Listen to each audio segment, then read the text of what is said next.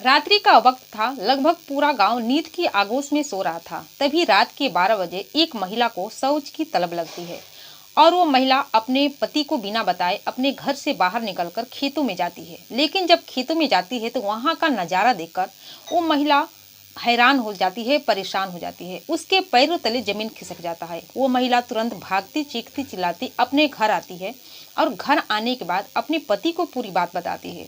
देखते ही पूरी बात पूरी गांव वालों को पता चल जाती है और उस घटना स्थल पर काफी तादाद में लोग भीड़ इकट्ठा हो जाते हैं। तभी उसी भीड़ में से एक महिला सामने निकल कर आती है और उस डेड बॉडी को देखकर रोने लगती है, चीखने चिल्लाने लगती है और तुरंत ही पास के ही थाने में कॉल करती है और कॉल करके पुलिस वालों को बताती है कि साहब, मेरे पति की किसी ने हत्या कर दी। जब पुलिस इस बात की सूचना को सुनते हैं, तुरंत मौके पर आते हैं और इस केस की छानबीन करते हैं। जब केस की छानबीन करते हैं तो एक खुलासा जो सच्चाई निकलकर सामने आती है, इससे सुनकर हर कोई चौंक सा जाता है और लोग सोचने और समझने पर मजबूर हो जाते थे कि हमारे समाज में कैसे कैसे विकृत मानसिकता के लोग भरे पड़े हुए हैं, जो कि अपने मंसूबे को पूरा करने के लिए किसी भी हद तक जा सकते हैं। तो दोस्तों, आदाब, नमस्कार। मैं हूं ज्योति कुशवाहा और आपका ज्योति वॉइस चैनल में स्वागत है। उम्मीद करती हूं कि ज्योति वॉइस की जितनी भी फैमिली होगी अच्छी होगी और अपना ख्याल रख रही होगी। वीडियो में आगे बढ़ने से पहले आप लोग से मेरी यह रिक्वेस्ट है, जो कोई भी मेरे चैनल पर नए दर्शक हैं, वीडियो को लाइक करिए, शेयर करिए, चैनल को सब्सक्राइब जरूर करिए ताकि हमारा हौसला बढ़ता रहे और आप लोग के बीच में ऐसे ही क्राइम की जो घटनाएं हैं लेकर आती रहूं। आज जो घटना मैं आपको सुनाने जा रही हूँ, ये घटना है मध्य प्रदेश का। मध्य प्रदेश का एक जिला लगता है भिंड। भिंड जिले का ही अंतर्गत एक थाना आता है गोरमी। गोरमी थाने के अंतर्गत एक गांव आता है सिकरौदा। इसी सिकरौदा गांव का रहने वाला कृष्णपाल केवट, जिनकी उम्र लगभग 37 से 38 साल की है। कृष्णपाल की पत्नी रामकली, जिनकी उम्र 34 साल के आसपास है, और उसके 4 बच्चे। पिछले कई सालों से इसी सिकरौदा गांव में रामकली और कृष्णपाल और इनके 4 बच्चे बहुत ही अच्छे तरीके से रह रहे होते हैं। मैं बात कर रही हूँ 14 नवंबर 2022 सुबह रात्रि के करीब 2 बजे के आसपास। जब वो महिला शौच के लिए खेतों में जाती है तो वहाँ का नज़ारा देखकर हैरान हो जाती है। वहाँ दरअसल एक डेड बॉडी पड़ी हुई होती है। वो महिला तुरंत भागती हुई अपने घर आती है और अपने पति को पूरी बात बताती है। देखते ही पूरी बात गांव वालों को पता चल जाती है। गांव के लोग उस घटना स्थल पर मौजूद हो जाते हैं। काफ़ी संख्या में भीड़ जमा हो जाती है। उसी भीड़ में से रामकली बाहर निकलती है और अपने पति की डेड बॉडी को देखकर रोने लगती है, चीखने चिल्लाने लगती है और तुरंत गोरमी थाने में पुलिस को कॉल करती है और कॉल करके घटना स्थल पर बुलाती है। जब पुलिस इस सूचना को सुनती है तो तुरंत घटना स्थल पर आती है और लाश की शिनाख्त करती है। तो उसे यह पता चल जाता है कि इस आदमी की हत्या इस जगह पर नहीं हुई है, बल्कि इसकी हत्या कहीं और की गई है, क्योंकि जिस तरह से लाश को घसीट कर लाया गया था उस जगह पर, उसे साफ अंदाजा चल रहा था कि इस लाश को घसीटा गया है और उसका सबूत भी था। इस तरह से पुलिस उस डेड बॉडी को अपने कब्जे में लेती है और कब्जे में लेने के बाद पोस्टमार्टम के लिए भेज दी जाती है और अगली सुबह पुलिस फिर इस केस की छानबीन करने के लिए रामकली के घर आती है और रामकली से पूछताछ करने लगती है। रामकली बताती है कि साहब, रोजाना की तरह मैं और मेरे बच्चे, मेरे पति खाना खाकर सोए हुए थे, लेकिन मेरे पति कब इस जगह पर आ गए और इनकी हत्या किसने कर दी मुझे पता ही नहीं है। इस पर पुलिस कहती है कि क्या आपको किसी पर शक है? रामकली कहती है कि मुझे किसी पर भी शक नहीं है। पुलिस कृष्ण पाल के मोबाइल नंबर मांगती है। इस पर रामकली कहती है कि दरअसल हमारे परिवार में एक ही मोबाइल था और यही मोबाइल सभी लोग यूज करते थे। मेरे पति का अलग से मोबाइल नहीं होता है। इसके बाद पुलिस यहाँ से उसकी कुछ भी जानकारी नहीं मिलती है। तब इस केस की छानबीन करने के लिए गांव वालों से पूछताछ करने लगते हैं। जब गांव से पूछताछ करते हैं तो एक अलग ही खुलासा होकर सामने निकल कर आता है। इससे पुलिस को यह लगता है कि शायद इसका कुछ सबूत मिल सके, इस केस की कुछ पता चल सके। दरअसल पुलिस को यह सूचना मिलती है कि रामकली का संबंध उसी के गांव का रहने वाला राजू नाम का लड़का, जिसकी उम्र 20 साल के आसपास होती है, पिछले 6 महीने से उनका प्रेम प्रसंग चल रहा होता है और ये कुछ महीने पहले ये दोनों घर से भाग भी चुके थे।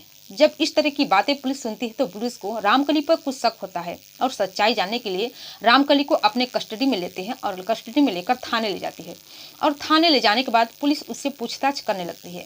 इस पर रामकली कहती है कि हाँ साहब, राजू के साथ मेरा प्रेम प्रसंग है और ये इसकी जानकारी पूरे गांव वालों को है, लेकिन यकीन मानिए मैंने अपने पति की हत्या नहीं की है अगर आप लोग को उस कातिल को ढूंढना चाहिए तो आप लोग मुझे ही परेशान कर रहे हैं। अगर मैंने अपने पति की हत्या की होती तो मैं आप लोग को सूचना क्यों देती। अगर आप लोग मुझे ज़्यादा परेशान करेंगे तो आपकी शिकायत मैं एसपी साहब से कर दूंगी। जब इस तरह की बातें रामकली पुलिस वालों से कहती है तो पुलिस वाले भी मजबूर हो जाते हैं और उसे छोड़ देते हैं। लेकिन छोड़ तो देते हैं, लेकिन पुलिस का शक उस पर बना रहता है। इस तरह से इस केस की छानबीन चलने लगती है। इसके बाद पुलिस जब कहीं भी किसी तरह से कुछ भी सबूत नहीं मिलता है, पुलिस के हाथ में नहीं आता है, तो पुलिस रामकली के मोबाइल का सीडीआर निकालती है। जब रामकली के मोबाइल का पुलिस सीडीआर निकालती है तो उसमें एक ऐसा नंबर होता है जो कि राजू नाम का लड़का का होता है। पिछले कई महीनों से रामकली उससे बात की होती है, लेकिन 10 या 11 नवंबर के बीच में जब राम कृष्णपाल की हत्या होने से पहले राजू से बात की होती है और होने के बाद भी राजू से बात की होती है। लेकिन उसी में से एक नंबर ऐसा भी होता है जो कि ये अलग होता है। जब पुलिस उस नंबर का डिटेल्स निकालती है तो वो नंबर वीर सिंह नाम के आदमी पर रजिस्टर्ड होता है। वीर सिंह जो कि राजू का चाचा होता है। पुलिस जब वीर सिंह के नंबर को देखती है तो उसे कुछ शक होता है। इसके बाद फिर रामकली को अपने कस्टडी में लेती है और उससे पूछताछ करने लगती है। जब रामकली से इस बार पूछताछ करती है तो रामकली यही बताती है कि मैंने अपने पति की हत्या नहीं की। इस पर पुलिस कहती है कि कृष्णपाल के हत्या से पहले तुम्हें किससे बात हुई थी। इस पर रामकली कहते हैं कि मैंने किसी से कोई भी बात नहीं की। जब इस तरह की बातें रामकली कहती है तो पुलिस को और भी शक होता है और जो पूरी सीडीआर की जो कॉपी होती है वो रामकली के सामने उसका सबूत रखकर कहते हैं कि तुमने उस दिन हत्या से पहले राजू से तो बात की ही है, साथ में राजू के चाचा वीर सिंह से भी बात की है। वीर सिंह तुम्हारा क्या ताल्लुक है। जब रामकली अपने सीडीआर की जो कॉपी होती है सामने देखती है तो उसके होश ही उड़ जाते हैं। अब वो न चाहते हुए भी अपनी सच्चाई कबूल कर लेती है और जो सच्चाई निकलकर सामने आता है उसे सुनने के बाद हर कोई चौंक से जाता है। रामकली बताती है कि कृष्णपाल से उसकी शादी लगभग आज से 10 साल पहले होती है। जब रामकली की शादी कृष्णपाल से होती है, जब अपने ससुराल में आती है तो रामकली बेहद गरीब परिवार से रहती थी। वो ज़्यादा पढ़ी लिखी भी नहीं थी, लेकिन बहुत ही सुंदर और सुशील थी और चालाक भी थी। रामकली अपने ससुराल में बाकी लड़कियों की तरह वो भी अपने बहुत सारे सपने लेकर आती है। वो कृष्णपाल के साथ बहुत ही अच्छे तरीके से रहने लगती है, लेकिन जैसे तैसे उसके 9 साल बीत जाते हैं। 9 साल में उसके 4 बच्चे भी हो जाते हैं। जब उसके 4 बच्चे हो जाते हैं तो इधर कृष्णपाल शराब का आदी हो जाता है। अक्सर शराब पीकर घर पे आने जाने लगता है। इधर रामकली के सपने जो है सब बिखरने लगते हैं, उसके सपने चूर चूर होने लगते हैं, लेकिन वो चाहकर भी कुछ कर नहीं पाती है क्योंकि वो शादीशुदा होती है। उसके 4 बच्चे होते हैं। जैसे तरह से तैसे वो अपनी ज़िंदगी काटने लगती है। जब भी रामकृष्ण शराब पीकर आता था वो अपने गांव का ही रहने वाला वीर सिंह के साथ शराब पीता था और कभी कभी वीर सिंह को अपने घर पे लेके आता था। वीर सिंह जो कि अपनी पत्नी की हत्या के जुर्म में जेल जा चुका था और कुछ दिन पहले जेल से छूटकर आया था।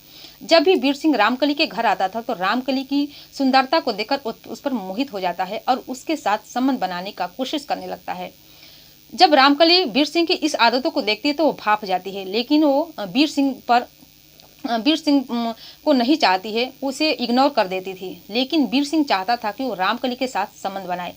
एक दिन जब कोई घर पे नहीं रहता है तो वीर सिंह अपनी प्यार का इजहार रामकली से कर देता है, लेकिन रामकली उसके प्यार को स्वीकार नहीं करती है और यह कहकर उसे ठुकरा देती है कि तुम तो एक बहुत ही ज़्यादा उम्र के हो, लगभग 40 साल का उसका उम्र होता है और ऊपर से तुमने अपनी पत्नी की हत्या की है। इस पर रामकली वीर सिंह चाहकर भी कुछ नहीं कर पाता है। जैसे तैसे समय गुजर रहा होता है। एक दिन वीर सिंह का जो भतीजा होता है राजू, उसकी नज़र रामकली पर पड़ती है। जब रामकली की सुंदरता को देखता है तो वो भी रामकली पर मोहित हो जाता है। दरअसल वो रामकली को नहीं जानता था, लेकिन जब भी वीर सिंह रामकली के घर आता था तो अपने चाचा के साथ उसके घर आता था और उसके घर आने के बाद रामकली पर नजरें गड़ाने लगता है, जो कि राजू भी देखने में बहुत ही हैंडसम रहता है। इधर रामकली जब राजू को देखती है तो उसकी नज़रें को भाप जाती है कि आखिर राजू उससे चाहता क्या है। धीरे धीरे रामकली और राजू दोनों में प्रेम प्रसंग चलने लगता है। दोनों एक दूसरे के साथ प्यार करने लगते हैं। अब आए दिन हमेशा राजू रामकली के घर आता था और एक दिन ऐसे ही आते आते राजू एक दिन रामकली के साथ जो सारे रिश्ते की मान मर्यादा होती है तोड़ देता है और रामकली के ही घर में संबंध बना लेता है। जब ये सिलसिला एक बार चलता है तो लगातार चलने लगता है। जब भी राजू को मौका मिलता रामकली के घर आता। जब भी रामकली का पति रामकृष्ण जो कि शराब पीकर बेसुध हो जाता, रामकली अपने घर में राजू को बुला लेती और उसके साथ संबंध बनाती थी। ऐसे ही वक्त बीत रहा था। लेकिन एक दिन जो रामकृष्ण है वो इन दोनों को आपत्तिजनक स्थिति में देख लेता है। जब आपत्तिजनक स्थिति में देखता है तो बहुत ही गुस्सा हो जाता है और गुस्सा होने के बाद राजू को अपने घर आने से सख्त मना कर देता है। और जब अपने घर आने से सख्त मना कर देता है, इधर अपनी पत्नी रामकली पर भी पहरा लगा देता है। जब दोनों पर पहरा लगा देता है तो दोनों के बीच इतना ज़्यादा प्यार बढ़ चुका था कि दोनों एक दूसरे के बिना रह ही नहीं पाते हैं। एक दिन रामकली मौका देखकर राजू के साथ भाग जाती है। जब राजू के साथ भाग जाती है तो जैसे तैसे करके रामकृष्ण अपनी पत्नी को रामकली को ढूंढ कर लाता है और ढूंढ के लाने के बाद अपनी पत्नी के घर से बाहर निकलना मुश्किल कर देता है। लेकिन तब तक बहुत ज़्यादा देर हो चुकी होती है। दरअसल ये दोनों एक दूसरे के बिना रह ही नहीं पाते हैं। एक दिन मौका देखकर रामकली राजू को कॉल करती है और कॉल करके कहती है कि मैं तुम्हारे साथ शादी करना चाहती हूँ। इस पर राजू कहता है कि मैं तुमसे शादी नहीं कर सकता, क्योंकि ऊपर से तुम्हारे 4 बच्चे हैं और तुम्हारे पति अभी जिंदा हैं। इस पर रामकली कहते हैं कि तुम मेरे पति को रास्ते से हटा दो। इस पर राजू इस बात के लिए तैयार नहीं होता है। कहता है कि भले ही मैं तुम्हारे साथ नहीं रहूंगा, लेकिन मैं ऐसी काम नहीं करूंगा, तुम्हारे पति को रास्ते से नहीं हटाऊंगा। इस पर रामकली कहती है कि अगर तुम मुझे सचमुच प्यार करते हो और मेरे साथ रहना चाहते हो तो तुम मेरे पति जिस वक्त शराब पीते हैं उसी के शराब में कुछ जहर मिला दो, जिससे कि मेरे पति इस दुनिया को छोड़कर चले जाएं। लेकिन इस बात पर भी राजू तैयार नहीं होता है। जब इस बात पर राजू तैयार नहीं होता है तो कुछ दिन और भी बीत जाता है। फिर 14 नवंबर 2022 की रात को जब रामकृष्ण यानी कि रामकली का पति शराब पीकर बेसुध होकर जब अपने घर आता है तो रामकली राजू को कॉल करती है और कॉल करके कहती है कि मेरा पति शराब की नशे में चूर है, तुम अभी इसी वक्त आओ और अपने घटना का अंजाम दे दो। इस पर राजू कहता है कि नहीं, मैं यह काम नहीं करूंगा और दरअसल मैं यहाँ पर है नहीं, मैं उत्तर प्रदेश में हूँ। अगर तुम्हें अपने पति की हत्या करवानी है तो मेरे चाचा वीर सिंह को बताओ, वो इस बात के लिए तैयार हो जाएंगे।